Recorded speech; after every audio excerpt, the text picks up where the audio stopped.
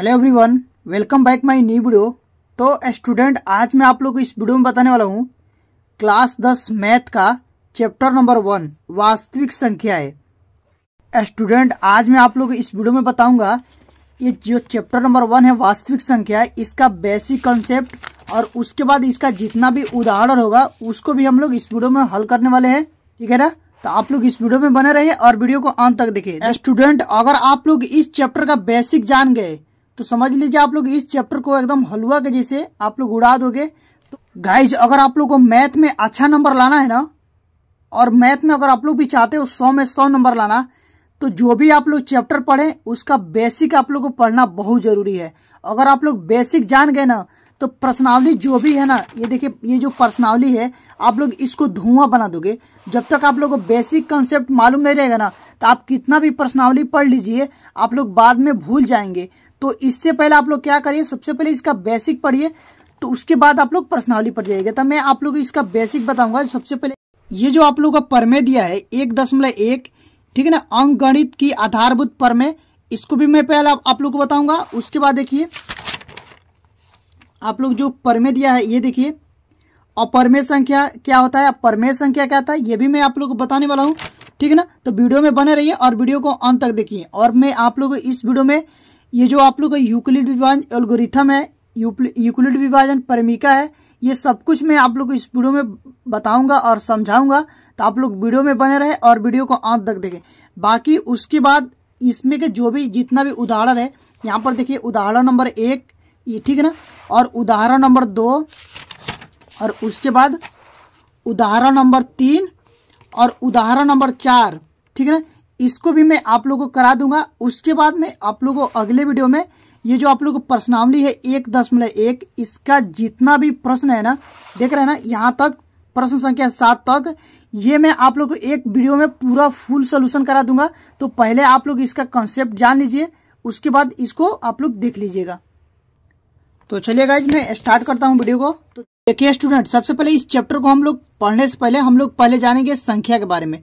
ठीक है ना? तो संख्या क्या होती है वो जानेंगे। देखो, संख्या 2 प्रकार की होती है। पहला जो आप लोग को संख्या होता है वास्तविक संख्या, और दूसरा जो संख्या होता है ये होता है आप लोग को काल्पनिक संख्या।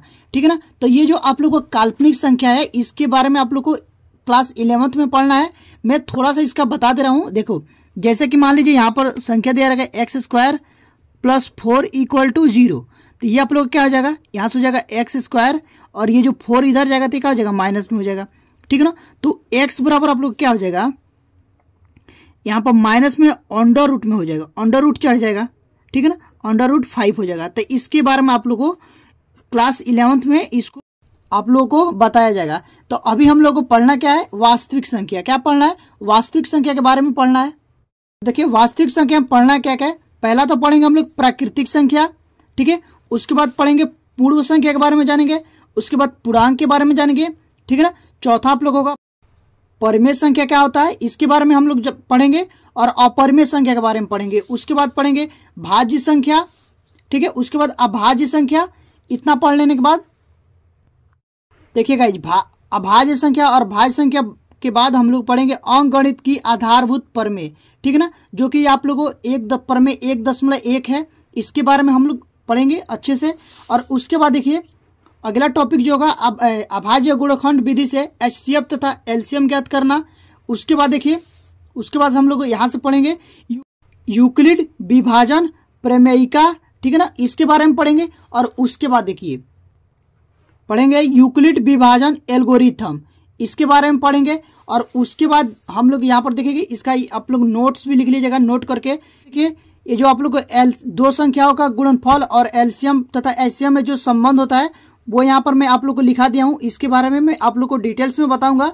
और उसके बाद देखिए, तो चलिए स्टूडेंट, सबसे पहले हम लोग जान लेते हैं कि प्राकृतिक संख्या क्या होता है। तो देखो, प्राकृतिक संख्या यानी कि इंग्लिश में इसको नेचुरल नंबर बोलते हैं। तो इसको n से प्रदर्शित करते हैं।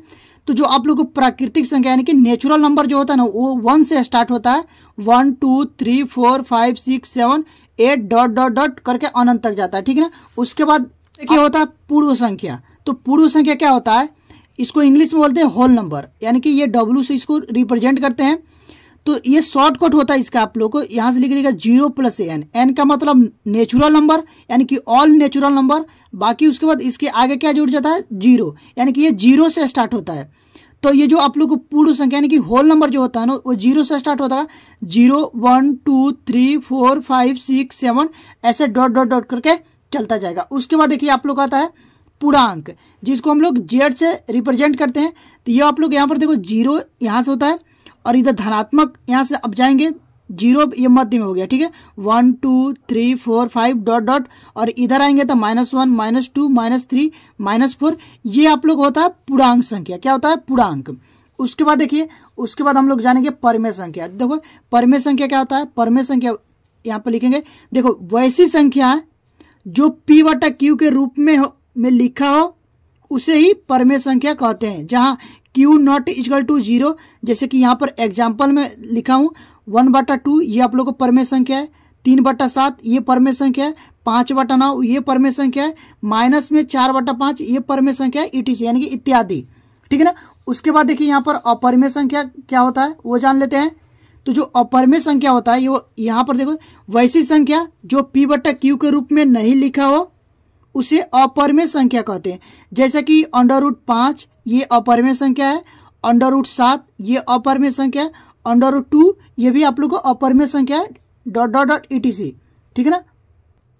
ठीक है, जब हम लोग प्रश्नावली 1.2 को पर जाएंगे ना तो वहां पर आप लोग ये दिया रहेगा कि इसको सिद्ध करने के लिए √5 एक अपरमेय संख्या है, इसको सिद्ध करिए, √2 अपरमेय संख्या है, इसको सिद्ध करिए। तो मैं आप लोग को जब पढ़ाऊंगा प्रश्नावली 1.2 उसमें आप लोग ये इसका डिटेल्स में बताऊंगा भी परमेय संख्या और अपरमेय संख्या के बारे में, और उसको सिद्ध भी कराऊंगा, ठीक है। तो अभी आप लोग फिलहाल इतना जान लीजिए और इसको लिख लीजिए, क्योंकि ये बहुत ही मोस्ट इंपोर्टेंट है। अगर आप लोग इसको लिख लेते हैं तो आप लोग के लिए और आसान हो जाएगा। अगर आप कभी भूल भी जाते हैं तो आप लोग को कॉपी में लिखा रहेगा तो आप लोग एक बार देख सकते हैं। उसके बाद देखिए हम लोग को जानना है, देखिए हम जानेंगे भाज्य संख्या के बारे में। तो देखो भाज्य संख्या क्या होता है, यहाँ पर लिखा हूं मैं, जो संख्या है स्वयं तथा एक के अलावा किसी अन्य संख्या से विभाजित होती है ऐसी संख्याओं को भाज्य संख्या कहते हैं। जैसा कि यहाँ पर देखो एग्जाम्पल में मैं लिखा हूँ 4 6 8 9 10 आदि। जैसा कि देखिए यहाँ पर मैं आप लोग को एक एग्जाम्पल लेके समझाता हूँ। जैसे कि यहाँ पर 4 है ना, तो जो 4 कटेगा यहाँ से, देखिए 4 को जब हम लोग फैक्टर करेंगे तो ये 4 एकम 4, यहाँ पे देखो 4 है ना, 4 स्वयं संख्या है ना 4, तो ये 4 एकम 4 से कट गया। उसके बाद देखिए ये जो आप लोग को 4 है ये 2 से भी कटेगा, 2 एकम 2 और 2 दूना 4। उसके बाद देखिए ये जो 4 है ये 1 से भी कटेगा, 4 एकम 4, 1 से भी फैक्टर हो जाएगा। तो कहने का मतलब यही होगा कि यहाँ पर जो दिया था कि जो संख्या है स्वयं तथा एक के अलावा, स्वयं से ये स्वयं से कटा, देख रहे नहीं है 4/4 ये 4 से फैक्टर हो गया, एक के अलावा 1 से भी कटा, एक के अलावा कौन सी संख्या से कट रहा है 2 से कट रहा है, तो एक के अलावा अन्य संख्या से विभाजित होती है ऐसी संख्याओं को भाज्य संख्या कहते हैं। तो आई होप कि आप समझ गए होंगे। एक एग्जाम्पल लेके मैं आप लोग को और समझा दे रहा हूँ। जैसे कि मैं मान लो यहाँ पर लेता हूँ 9 एक संख्या है, ये देखो ये 9 जो है ये आप लोग को स्वयं संख्या यानी कि 9 से भी विभाजित हो जाएगा, कट गया। उसके बाद देखिए 9 को हम 3 से भी विभाजित कर सकते हैं, काट सकते हैं ना, 3 3 9, और 9 को क्या 1 से भी हम लोग विभाजित करते हैं, 9 एकम 9। तो अब देखिए पहले तो ये स्वयं संख्या से कटा, ठीक है ना, उसके बाद 1 से भी कटा, 1 के अलावा 3 से भी कटा है, 1 के अलावा 3 से भी ये फैक्टर हुआ है, तो ये आप लोग क्या हो जाएगा भाज्य संख्या हो जाएगा। तो आई होप कि इतना आप लोग को समझ गए होंगे। अब देखिए हम लोग चलते हैं अभाज्य संख्या। तो यहाँ पर देखिए अभाज्य संख्या क्या होता है, तो लिखेंगे जिन संख्याओं के केवल और केवल 2 गुणनखंड होते हैं ऐसी संख्याओं को अभाज्य संख्या कहते हैं। जैसे कि मैं देखो यहाँ पर जैसे 2 हो गया, तो 2 का हम लोग गुणनखंड ऐसे कर सकते हैं, 2 और 1, 2 एकम 2 ही हो सकता है, ठीक है ना। उसके बाद देखिए ये जैसे 3 है, तो 3 आप लोग कैसे कटेगा, एक तो स्वयं से कटेगा और 1 से कटेगा, तो 3 एकम 3, 3 गुणे 1, इसका जो गुणनखंड होगा 3 गुणे 1 होगा, ठीक है ना। उसके बाद देखिए ये कितना है 7 है, यानी कि 7 को देखो 7, एक तो 7 से कटेगा और 1 से कटेगा, इसके अलावा ये किसी भी संख्या से ये नहीं कटेंगे, तो इसलिए ये संख्याएं अभाज्य संख्याएं होते हैं। ठीक है ना। तो आई होप कि आप इसको समझ गए होंगे। अब चलिए हम लोग चलते हैं आगे। अब हम लोग देखते हैं यहाँ पर देखो दिया कि अंक गणित की आधारभूत प्रमेय। तो ये क्या कहती है, देखो इसमें लिखेंगे प्रत्येक भाज्य संख्या को अभाज्य संख्याओं के गुणनफल के रूप में लिखा जा सकता है तथा यह गुणनफल अद्वितीय होता है। जैसे कि यहाँ पर देखो ये भाज्य संख्या है 4, 6, 9, 12। अभी मैं आप लोग को भाज्य और अभाज्य संख्या बताया हूँ। तो कहने का मतलब ये है कि भाज्य संख्या को हम अभाज्य संख्या के गुणनफल के रूप में लिख सकते हैं। जैसा कि यहाँ पर देखिए ये आप लोग को 4 भाज्य संख्या है और इसको हम लोग अभाज्य संख्या के, ये 2 आप लोग को अभाज्य संख्या है तो 2 गुणा 4 लिख सकते हैं। तो ये भी आप लोग का अभाज्य संख्या और ये भी अभाज्य संख्या है। तो ये जो भाज्य संख्या है ना इसको हम लोग गुणनखंड के रूप में लिख दिए। ठीक है ना। और उसके बाद देखिए और कोई अभाज्य संख्या लेते हैं, जैसे कि मान लो मैं यहाँ पर 9 ले लेता हूँ। ठीक है ना। ये भाज्य संख्या है, तो भाज्य संख्या को हम लोग अभाज्य संख्या के गुणनफल के रूप में लिखना है। तो इसको कैसे लिखेंगे, ठीक है। 3 देखो ये 3 क्या है आप लोग का अभाज्य संख्या है और यहाँ पर 3 गुणा 3 लिख देंगे तो ये क्या हो जाएगा अभाज्य संख्या के गुणनफल के रूप में हो जाएगा। उसके बाद देखिए कोई संख्या में यहाँ पर देखो एग्जाम्पल के लिए मैं 12 ले लेता हूँ। ठीक है। तो अगर आप लोग 12 को ऐसे लिखते हैं ना 4 गुणे 3, जो कि ये गलत हो जाएगा क्योंकि ये 4 आप लोग क्या हो जाएगा भाज्य संख्या हो जाएगा, लेकिन यहाँ पर अभाज्य संख्या गुणनफल के रूप में लिखना है ना। तो इसको जब हम लिखेंगे ऐसे तो आप लोग को लिखना होगा 2 गुणे 2 और गुणे में 3। इसको सरल कर लेंगे तो ये आप लोग को अभाज्य गुणनखंड के रूप में हो गया। तो यही आप लोग को अंकगणित के आधारभूत प्रमेय कहती है कि प्रत्येक भाज्य संख्याओं को अभाज्य संख्याओं के गुणनफल के रूप में लिखा जा सकता है तथा यह गुणनफल अद्वितीय होता है। ठीक है ना। तो इतना समझ गए। उसके बाद देखिए हम लोग चलते हैं आगे। अगला जो टॉपिक है ये है अभाज्य गुणनखंड विधि से एचसीएफ तथा एलसीएम ज्ञात करना। तो इसको देखो कैसे ज्ञात करेंगे। जैसे कि मैं आप लोग को यहाँ पर दिखा दे रहा हूँ कि कोई हम संख्या ले लेते हैं, 2 संख्या ले लेते हैं। मान लेते हैं यहाँ पर ले लेते हैं 12 और 15, 12 और 15। तो इसको हम लोग को ज्ञात करना है कैसे, अभाज्य गुणनखंड विधि से एचसीएफ तथा एलसीएम ज्ञात करना। अब देखिए एलसीएम और एचसीएफ का फुल फॉर्म क्या होता है। तो जो एचसीएफ का फुल फॉर्म होता है वो होता है हाईएस्ट कॉमन फैक्टर और एलसीएम का जो फुल फॉर्म होता है लीस्ट कॉमन मल्टीपल। ठीक है ना। तो ये आप लोग का इसका फुल फॉर्म होता है। तो सबसे पहले हम लोग इसको देखते हैं कि एचसीएफ और एलसीएम इसका कैसे ज्ञात कर सकते हैं। तो अभाज्य गुणनखंड बोला है ना, तो पहले इसको हम लोग फैक्टर करेंगे। तो पहले 12 को फैक्टर कर लेंगे, कितने से कटेगा 2 से, तो 6 दूना 12 हो जाएगा। उसके बाद देखिए फिर कटेगा कितना 2 से, तो 3 दूना 6 हो जाएगा। उसके बाद 3 एकम 3, 3 से कटेगा। ठीक है ना। उसके बाद देखो यहाँ पर काटेंगे 15 को फैक्टर करेंगे तो ये आप लोग को 2 से तो नहीं जाएगा, ये जाएगा 3 से। तो 3 5 है 15, फिर जाएगा 5 से, 5 एकम 5। तो देखो यहाँ पर लिखेंगे, यहाँ पर देखो 12 बराबर आप लोग को क्या लिख लेंगे यहाँ पर 2 इंटू 3। ठीक है ना। उसके बाद 15 बराबर लिखेंगे, 15 बराबर आप लोग हो जाएगा 3 इंटू 5। तो जब हम लोग एचसीएफ ज्ञात करते हैं ना, तो देखो एचसीएफ कैसे ज्ञात करते हैं। तो एचसीएफ में आप लोग को जब एचसीएफ ज्ञात करिएगा ना, तो एचसीएफ में देखिएगा दोनों में, ये जो आप लोग को दोनों में दिया ना, ये दोनों में जो गुणनखंड निकाले हैं इसमें आप लोग का न्यूनतम घात यानी कि दोनों में हो और उसका घात न्यूनतम हो। तो इन दोनों में देखो क्या है, एक बार ये है 3, तो जो इसका एचसीएफ होगा ना वो 3 हो जाएगा। और जब हम लोग एलसीएम ज्ञात करेंगे तो देखो एलसीएम में आप लोग होता है जो दोनों में है उसको एक बार, तो दोनों में क्या है 3, इसको एक बार, बाकी जो नहीं मिलता है उसको भी लिख लेंगे। तो यहाँ पर देखो ये नहीं मिल रहा है तो ये हो जाएगा 2 दूना 4 और ये नहीं मिल रहा आप लोग को 5, तो यहाँ से हो जाएगा 5। तो इसको जब गुणा करेंगे 3 चौको 12 और 12 5 60, तो यहाँ पर आ जाएगा 60। अब देखिए स्टूडेंट इसी पर आधारित आप लोग को जो उदाहरण नंबर 2 है यहाँ पर जूम करके दिखा रहा हूँ आप लोगों को। देखो उदाहरण नंबर 2 है वो दिया कि संख्या 6 और 20 के अभाज्य गुणनखंड विधि से एचसीएफ और एलसीएम ज्ञात कीजिए। तो देखिए इसको कैसे ज्ञात करेंगे। तो हम लोग को 6 और 20 का क्या क्या ज्ञात करना है, एलसीएम और एचसीएफ दोनों ज्ञात करना है। तो इसके लिए सबसे पहले क्या करेंगे, ये जो पहला जो 6 दिया है इसको 6 को हम लोग फैक्टर करेंगे। ठीक है, तो जो फैक्टर करेंगे तो 2 से काटेंगे तो हो जाएगा 3 दूना 6, फिर इसमें देखो 3 से जाएगा तो 3 एकम 3, उसके बाद फिर 20 को यहाँ पर फैक्टर करेंगे तो यहाँ पर लिखेंगे 20 और यहाँ पर लाइनिंग देंगे। यहाँ पर देखो 2 से काटेंगे तो हो जाएगा 10 दूना 20, फिर 2 से काटेंगे 5 दूना 10, फिर 5 से काटेंगे तो 5 एकम 5 हो जाएगा। तो हम लोग यहाँ पर लिखेंगे, यहाँ पर देखो 6 बराबर आप लोग का क्या हो जाएगा 2 गुणे 3 और 20 बराबर आप लोग हो जाएगा, इसको लिख लेंगे 2 गुणे ये जितना रहता है ना उसको लिख लेते हैं 5।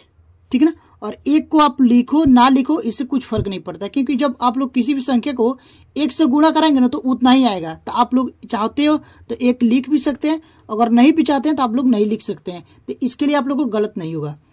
तो देखिए इसमें हम लोग जब एचसीएफ ज्ञात करेंगे ना, एचसीएफ, तो एचसीएफ ज्ञात करने के लिए हम लोग देखते हैं दोनों में जो होना चाहिए, यानी कि कॉमन हो, हाईएस्ट कॉमन फैक्टर। ठीक है ना, यानी कि दोनों में देखते हैं तो दोनों में क्या है 2 है तो 2 एक बार लिख लेंगे। अब उसके बाद देखिए इसमें 3 है, इसमें क्या 3 है नहीं है, इसमें देखो 5 है, इसमें 5 है नहीं है। तो ठीक है ना, तो यहाँ पर क्या है 1 है दोनों में तो 1 लिख लेंगे। तो जो इसका एचसीएफ निकलेगा ना वो एचसीएफ आप लोग आ जाएगा 2। एचसीएफ कितना आएगा 2। अब हम लोग ज्ञात करेंगे एलसीएम। तो एलसीएम ज्ञात करने के लिए क्या होता है कि जो दोनों में है उसको एक बार, बाकी जो बच देता है उसको भी लिख लेते हैं। तो दोनों में क्या है 2 तो उसको एक बार लिख देंगे। उसके बाद देखो क्या है 3 है तो यहाँ पर 3 लिख लेंगे।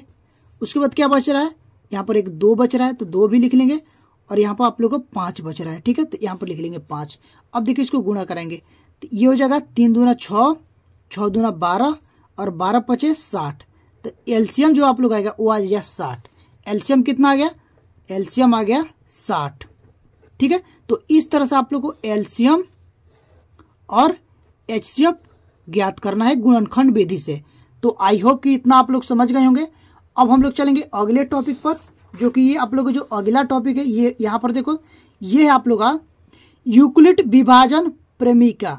ठीक है, तो देखो ये क्या कहती है कि किन्हीं 2 धनात्मक पूर्णांकों a तथा b के लिए पूर्ण संख्याएं q और r इस प्रकार होगी जहां a बराबर b की प्लस r, जहां ये जो आप लोग को r का मान होगा 0 या 0 से बड़ा होगा और b से छोटा होगा।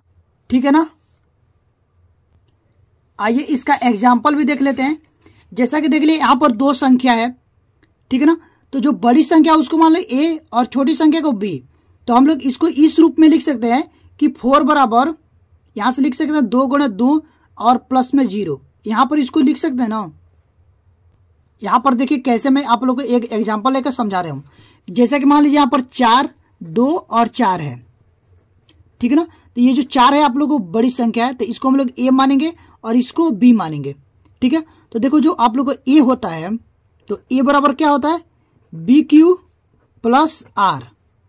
ठीक है ना, तो इसको लिखेंगे कैसे, तो सबसे पहले इसको 4 को यहाँ पर रखेंगे और यहाँ पर 2 से भाग देंगे। ठीक है, तो क्या हो जाएगा 2 दूना 4। ठीक है, यहाँ पर आ गया 0। तो हम लोग यहाँ पर देखो ये आप लोग होता है R। ठीक है ना, और ये आप लोग होता है Q और ये हो गया B और ये आप लोग हो गया A। तो इसी को जब हम लोग लिखे हैं यहाँ पर मैं आप लोग बता दे रहा हूँ। यहाँ पर देखिए A बराबर BQ प्लस R, तो यहाँ पर A क्या है 4, B क्या है 2 और Q का मान कितना है 2 और R कितना है 0, यहाँ पर प्लस है। ठीक है, तो जब इसको जब हम लोग हल करेंगे तो ये बराबर हो जाएगा। देखो ये 4 बराबर 2 दूना 4 आ गया ना। तो ये होता है आप लोग का यूक्लिड विभाजन प्रेमिका। ठीक है, तो देखो यूक्लिड विभाजन प्रेमिका क्या बोलता है कि 2 धनात्मक पूर्णांकों a तथा b के लिए पूर्ण संख्याएं q और r इस प्रकार होगी जहां a बराबर b की प्लस r। ठीक है ना, जहां ये जो r का मान आएगा 0 या 0 से बड़ा आएगा। ठीक है ना, और b से हमेशा छोटा आएगा। तो यहाँ पर देख लीजिए ये जो आप यहाँ पर देखिए r का मान कितना आया 0 आया। तो अभी मैं बताया आर का जो मान आएगा 0 या 0 से बड़ा आएगा। ये जो आर का मान यहाँ पर आएगा 0 या 0 से बड़ा आएगा, लेकिन बी से हमेशा छोटा आएगा।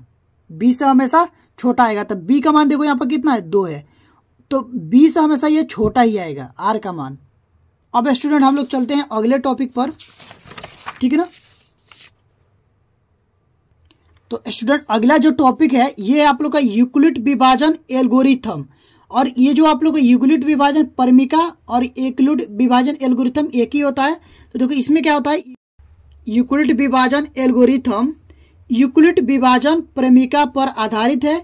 इसमें हम 2 धनात्मक पूर्णांकों का HCF ज्ञात करते हैं। जैसा कि यहाँ पर मैं आप लोग को एग्जाम्पल लेकर समझाया हूँ। जैसे यहाँ पर देखो 12 और 18 का जब आप लोग निकालेंगे ना यूक्लिड विभाजन एल्गोरिथम से, यहाँ पर देखिए ये आप लोगों ये जो छोटा संख्या इसको B मानेंगे और इसको A। तो जो और देखिए इसमें देखो पहला चरण में ये आप लोग हो जाएगा A और ये B, ठीक है ना। उसके बाद देखिए और ये आप लोग का Q है और ये जो 6 आया है ये आप लोग का R है, ठीक है ना। ये पहला चरण में ये हो गया। उसके बाद देखो दूसरा चरण हम लोग क्या करेंगे, इसको बड़ी संख्या लेंगे, ये 12 को बड़ी संख्या और ये 6 को छोटी संख्या। तो इसमें आप लोग को B हो जाएगा ये 6 और ये जो ये होगा आप लोग का ये 12 हो जाएगा। तो ये यहाँ पर देखो ये जो आप लोग का Q का मान है ये 2 आएगा और R जो आया ये 0 आया। तो यहाँ पर जब 0 आ जाए ना तो समझ लीजिएगा उसके ऊपर वाला आप लोग को HCF हो जाएगा, ठीक है ना। तो यहाँ पर आप लोग लीजिएगा पहले चरण और दूसरी चरण में आप लोगों को जब सवाल हल कराऊंगा तो उसमें आप लोग को डिटेल्स में बताऊंगा और वहाँ से आप लोगों को क्लियर हो जाएगा। पहले मैं आप लोग को ये छोटा कॉन्सेप्ट बता रहा हूँ, इसको आप लोग जान लीजिए।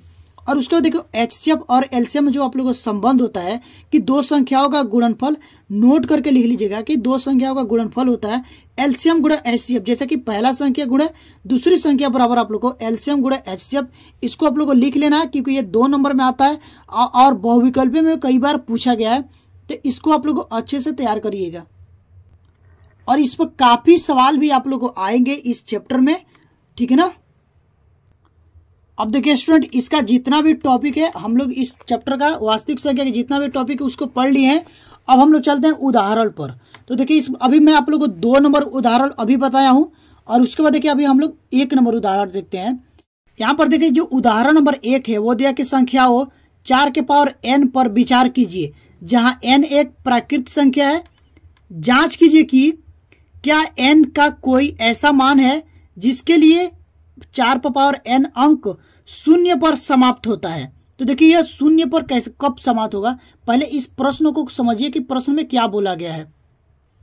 यहां से देखिएगा जी प्रश्न में ये बोला गया है ना कि अगर कोई संख्या है 4 के पावर n, यानी कि n के जगह हम लोग कोई संख्या रखते हैं, मान के चलिए कि मान लो 4 के n के जगह पर मानते हैं कि n बराबर हम लोग 1 रखते हैं। तो जब n बराबर 1 रखेंगे तो 4 का मान कितना आएगा, 4 आएगा, ठीक है।